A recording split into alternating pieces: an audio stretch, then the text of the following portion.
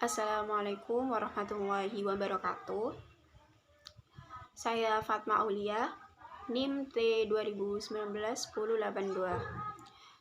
Di sini saya akan menjelaskan tentang sumber-sumber bahan ajar akidah akhlak dari mata kuliah pengembangan bahan ajar akidah akhlak.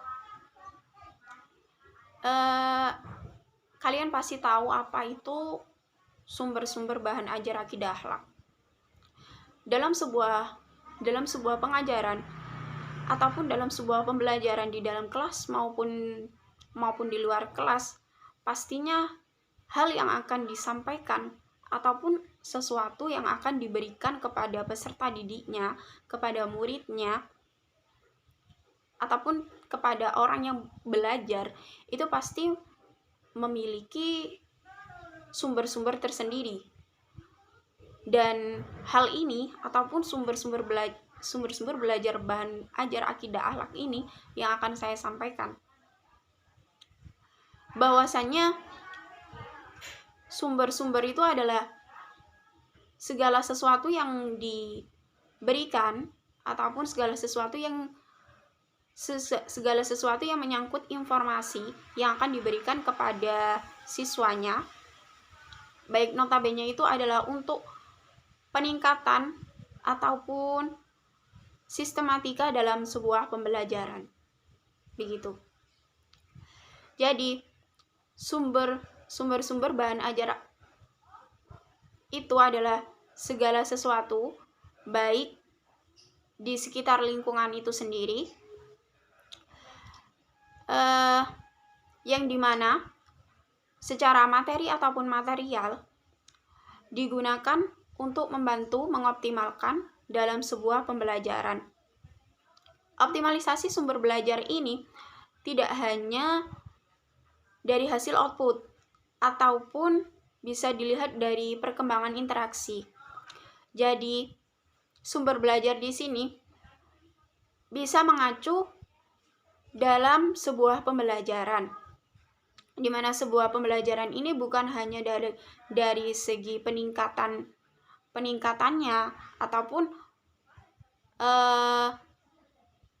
cangkupan dari level bawah ke atas begitu. Bukan hanya tentang pengajarannya itu saja, melainkan itu bisa dari segi interaksi antara seorang guru dengan siswanya. Interaksi antara seorang guru dan siswanya itu bisa berlangsung dengan baik, akrab, ataupun yang dimana hal itu bisa mengakibatkan kenyamanan pada diri siswa itu sendiri. Dari hasil nyaman yang terdapat dalam siswa, pastinya siswa itu akan lebih maju menggali ataupun mempelajari apa yang disampaikan oleh guru tersebut. Dari siswanya bersemangat untuk mendapatkan hasil yang bagus, hal ini bisa mengakibatkan peningkatan dalam sebuah pengajaran dari sumber-sumber belajar yang diajarkan oleh guru tersebut. Begitu. Di sini saya akan menjelaskan dari berbagai pengertian sumber-sumber bahan ajar akidah akhlak.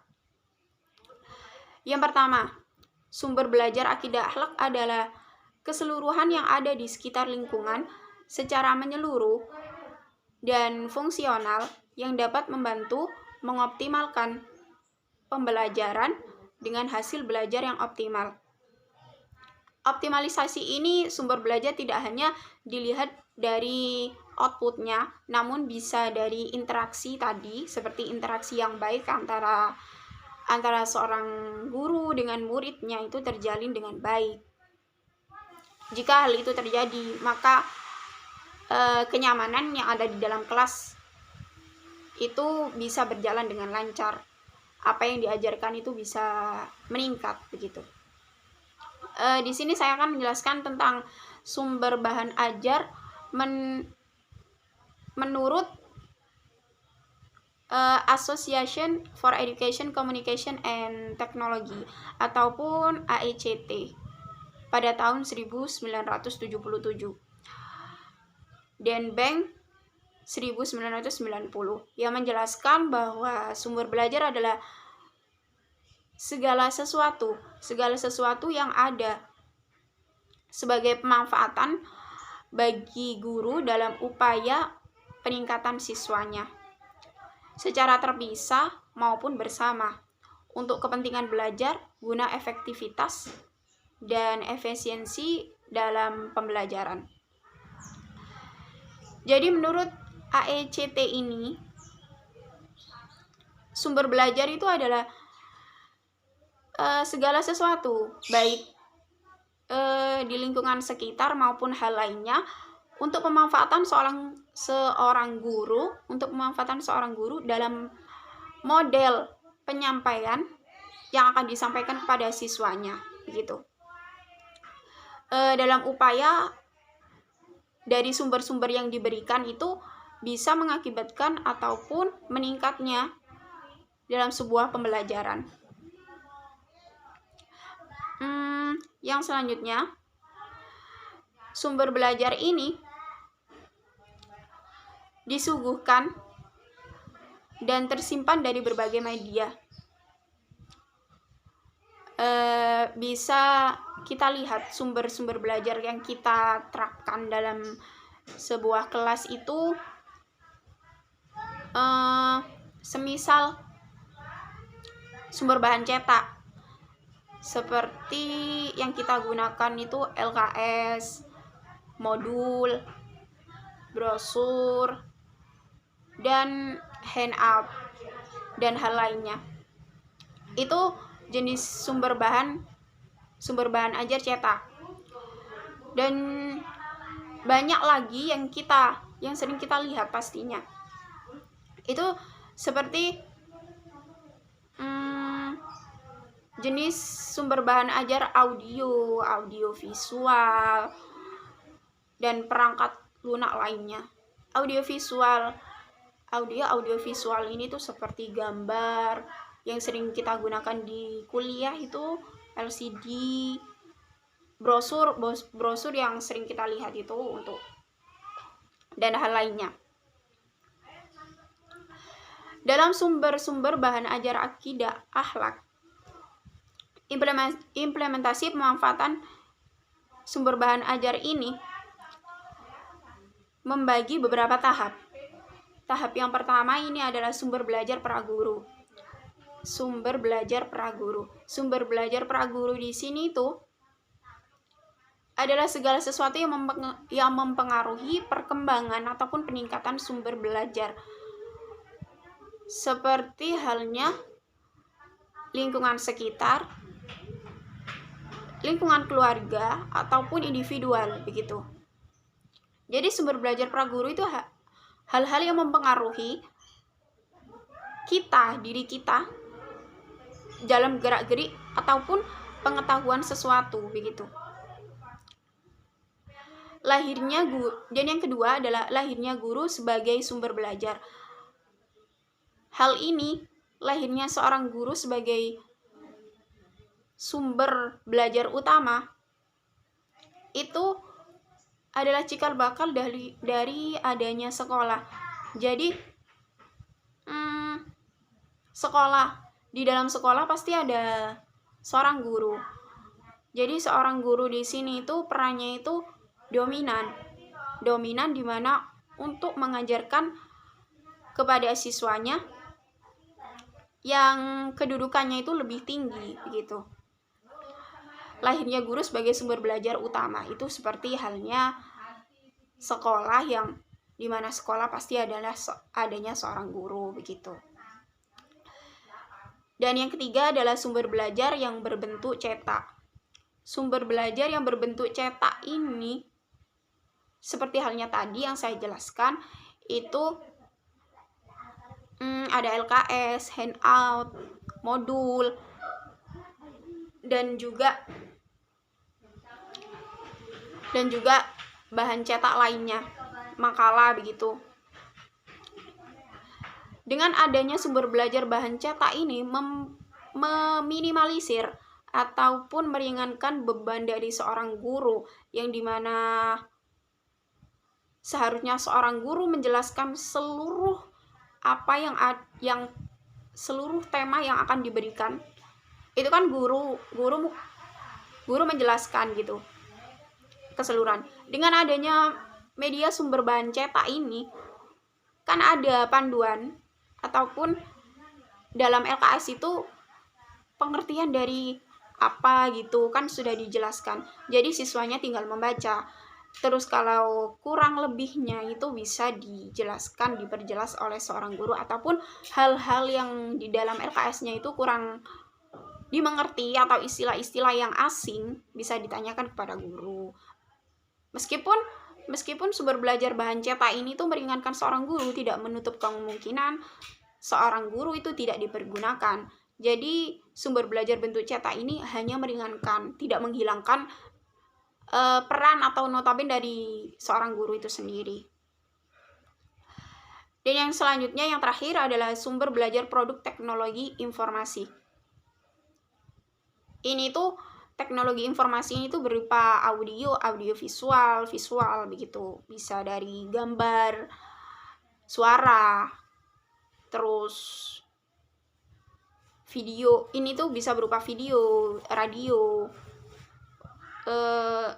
televisi, dan hal teknologi komunikasi yang canggih saat ini tuh. Yang selanjutnya itu adalah aspek dari akidah akhlak itu sendiri. Sebelum kita ke penjelasan dari sebuah aspek dari akidah dan akhlak, kita mengetahui itu apa itu akidah dan akhlak. Akidah dan akhlak. Yang pertama itu adalah pengertian dari akidah akhlak dulu ya. Baru kita ke tahap selanjutnya, yakni aspek-aspek dari sumber belajar akidah akhlak itu sendiri. Akidah yang disepakati secara umum adalah pengambilan keputusan pikiran secara mantap, benar ataupun salahnya. Jadi akidah di sini tuh adalah efek apa itu? Spontanitas dari diri kita, dari penampakan pengetahuan yang kita tahu. Terus kemudian yang dijadikan sebuah landasan sebagai seorang muslim yang percaya akan adanya Allah, yakni seperti keimanan ainiyah, seperti mempercaya balasan setiap tindakan begitu. Kalaupun akhlak itu adalah sikap kita. Akhlak itu adalah budi pekerti ataupun tingkah laku seseorang yang mencerminkan akhlak baik buruknya dari seseorang itu sendiri. Jadi akidah akhlak itu adalah suatu kepercayaan seseorang itu tadi, sehingga menciptakan kesadaran diri bagi manusia dan melihat norma-norma dan nilai-nilai budi pekerti lainnya. Dan yang selanjutnya, dari aspek itu muncullah beberapa aspek hubungan manusia. Bisa hubungan manusia dengan Allah, hubungan manusia dengan sesama manusia, hubungan manusia dengan tumbuhan ataupun hewan. Dan yang selanjutnya itu adalah aspek-aspek akidah akhlak. Aspek-aspek akidah ini bisa dilihat aspek akidah dari sumber bahan ajar akidah akhlak. Sumber-sumber bahan ajar akidah akhlak dengan aspek-aspeknya. Aspek yang pertama ini aspek akidah. Aspek akidah itu bisa berupa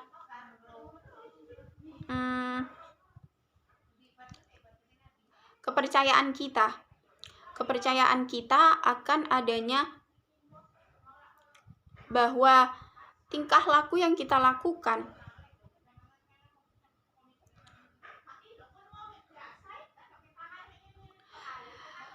perlakuan ataupun akhlakul karimah yang kita lakukan itu baik. Baik itu dalam artian itu mengetahui batasan hal yang dilakukan baik atau buruknya tindakan kita. Aspek akidah ini perlakuan yang berakhlakul karimah ataupun mahmudah. Dan yang selanjutnya adalah menjauhi perlakuan sifat yang tercela ataupun mazmumah. Yang tadi mahmudah itu yang harus kita lakukan, mazmumah adalah yang harus kita tinggalkan, gitu. Itu tadi kan. Terus aspek akhlaknya. Oh, jadi gini. Aspek akidahnya itu bisa dengan pengaplikasian kita bicara, seperti halnya dengan bicara yang santun, terus dengan pembiasaan materi kalimat thayyibah seperti la ilaha illallah, subhanallah, astagfirullah, dan hal lainnya. Asmaul husna, iman dan mengetahui iman kepada Allah. Terus aspek akhlaknya itu dari implementasi perlakuan kita, perlakuan baik dan buruk kita, mahmudah, madmumah, begitu. Hal yang perlu kita tinggalkan dan suatu hal yang perlu kita lakukan, begitu. Kita harus tahu itu apa.